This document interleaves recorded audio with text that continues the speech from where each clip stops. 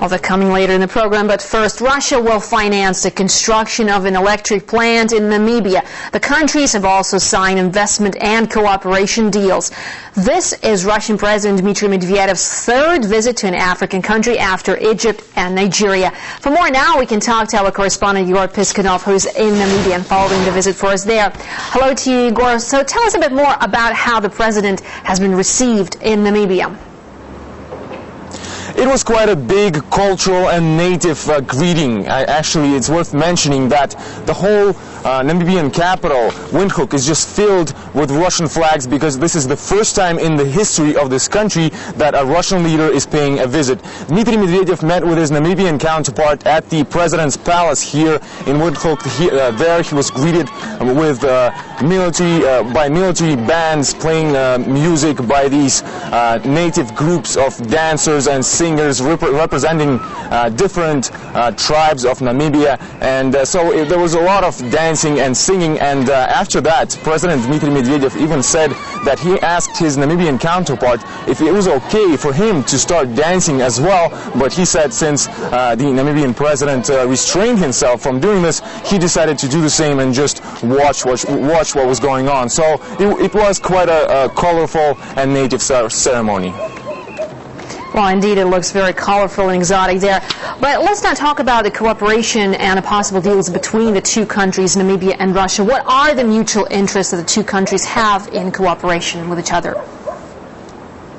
There are quite a lot of mutual interests between Russia and Namibia, because if we look back into the history of relations between Moscow and Windhoek, they actually go decades back, because the Soviet Union helped this country gain its independence, and Namibia actually became one of the first countries which established diplomatic relations with Russia after the collapse of the USSR. And now Moscow wants to regain this influence in Namibia and in Africa in total in terms of investment. And let's listen to what President Dmitry Medvedev had to say on this.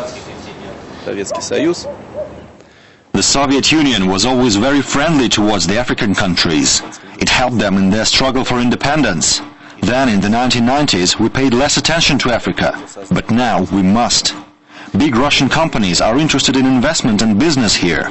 Many are already in Africa, like Gazprom, Alrosa and Novatek.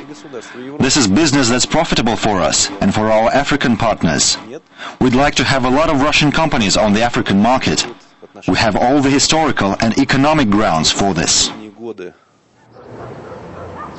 Dmitry Medvedev is being accompanied by a large group of Russian businessmen representing some of the biggest players on the Russian market, and Namibia has a lot to offer.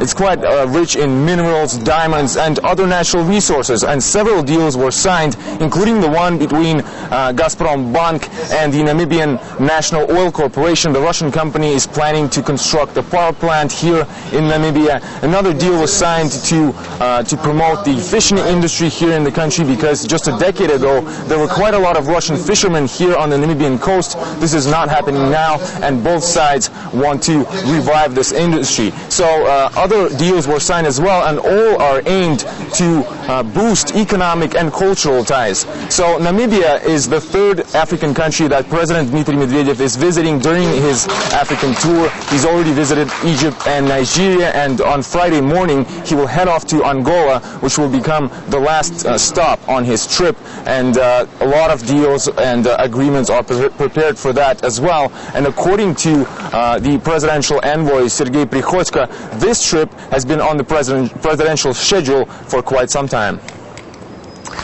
All right, Igor, thanks for bringing us